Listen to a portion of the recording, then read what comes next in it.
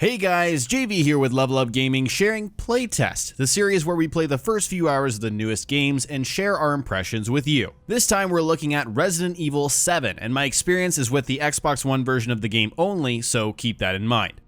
So far, I'm 3 hours into the game and I've hit my first major milestone, I guess you could say. There's no spoilers in this video because this is kind of first impressions, so don't worry about that. But I thought it was a good stopping point to go ahead and reflect on the first few hours of this game. And let's just talk about this game in general. First off, you play as Ethan Winters, and you're just a regular guy as far as we know so far. And you're searching for your wife, Mia, and that takes you to rural Louisiana. Generally speaking, this game is a departure from the last two Resident Evil games. This is all about survival horror and exploring around trying to find items that will help you tackle whatever situation that you're in. There's a lot more slow moments, and those moments are incredibly eerie thanks to the great atmosphere in this game, which we'll talk about in a little bit here, but there's a lot of walking around. Ethan is not a fast character, and that's on purpose. You can pretty much only light jog away from enemies that you're trying to avoid. But yeah, it's about walking around, searching, picking up items that you need, and even avoiding threats and not heading straight into them like you would in Resident Evil 5 and 6. Some of the enemies that you encounter cannot be killed. You can just knock them out temporarily and their body will disappear and they'll return again suddenly. It's just terrifying,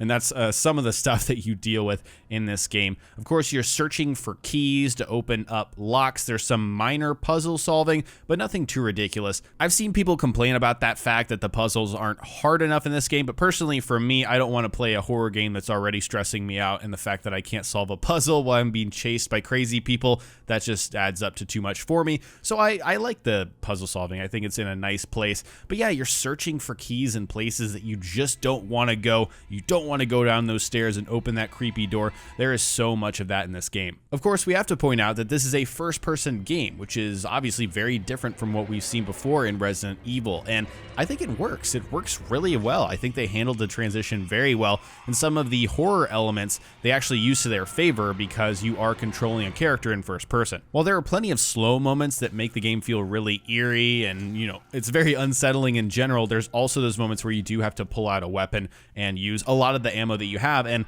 the game is scarce on ammo if you're not careful. If you're not hitting your shots in the right places, for example, the head, then you will run out of ammo, and I had to resort to several times just pulling out my knife and hacking and slashing. I can't tell you how unsettling it was to try to take out an enemy that could kill me in just 3 hits with just a pocket knife, and that's something I had to do several times up to this point. But again, it's so important to point out that this game is not a shoot-first Resident Evil. This is a wait, let's avoid this threat if we possibly can, and tackle this from a situation where we have the advantage. Let's jump into talking about the atmosphere of this game, because I feel like a horror game, if it's going to be really successful, if it's really good, then the atmosphere and just the levels that the designers create can almost feel like characters in and of themselves. And I believe that the atmosphere in Resident Evil 7 is one of the best I've played in terms of horror. It is just so damn eerie.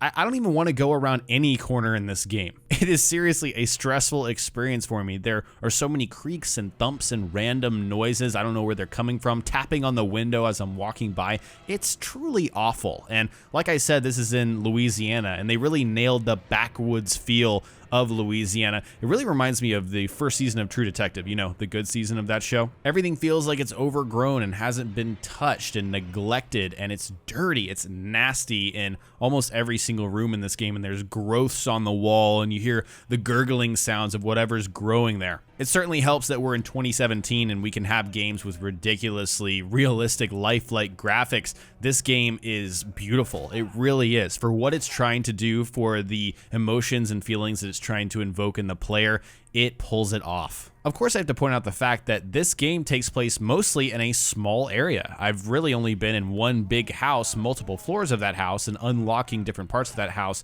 There's a progression in that. But we're not hopping in helicopters and doing these giant escapes and all that nonsense. This is a truly secluded, isolated, hopeless experience. There is no backup. You don't have a partner. You don't have someone by your side at all. It's just Ethan experiencing what's going on in this house. I don't want to talk too much about the other characters in the game because I feel like that'll give away a lot, but as you guys know, what's been advertised, the Baker family are the antagonists of the game, and they are so very well done, very well acted, very well animated. The crazy things that they say, what comes out of their mouth is just insane, and I think it's very different having these semi-human enemies. They're not quite human for many reasons, but it's almost worse. It's almost like the game lures you into feeling a certain way about these people, but once you learn more and once you're around them and you have to interact with them, you you change your tune, essentially. There are some fantastic moments and set pieces in the first half of this game where you're sitting around at a dinner table and I just don't understand what happens at that point. It's all terrifying. I know that for sure. And you can also find VCR videotapes around the house. You pop into a VCR machine, which is like ancient technology by this point, and you actually play through these sequences that explain some of the backstory of the characters involved, some people that were there before and aren't there anymore, and it's just very eerie. In terms of survival horror games and really making the player feel, a certain way, I think Resident Evil 7 is masterful so far. It genuinely terrifies the hell out of me. I can only play this game in hour-long spurts. And it's not just good for the shock value of, oh, look at this crazy thing that's going on. I mean, you just feel hopeless. There's not a lot of ammo. There's not a lot of tools. You need to find all these things in horrifying places. So far in my experience, I think Capcom has done a wonderful job with Resident Evil 7. And in terms of a first-person experience, bringing Resident Evil, which is typically third-person, over to first-person, they did it very well. It's very smooth. It's not a rocky transition whatsoever. It feels natural. My only hope at this point is that the game can keep it up for the 10 or so hours, the entire game, which is a little bit difficult with horror games, but hopefully they can do it. Those were my thoughts on the first few hours of Resident Evil 7, but I'd love to hear from you all in the comments section below. Are you playing this game right now? What are your thoughts on it so far? And if not, has this video convinced you to pick it up? Or maybe you don't like horror games and you're just gonna stay away? Let me know what you guys are thinking in the comment section below. Follow us on Twitter, Facebook, and Instagram for constant updates on when we're uploading new content. Check out our website at levelupgmg.com where you'll find complete libraries of every single video we upload moving into the future. Also, if you're feeling generous, consider supporting us further through our Patreon. Becoming a patron allows you to engage with us directly and unlock exclusive content like monthly Q&A videos. So visit our Patreon if you'd like to learn more. If you enjoyed this video, hit the like button and click subscribe if you haven't already for more tips and tricks and gaming related videos. Thanks so much for watching, and we'll see you next time here on Level Up Gaming.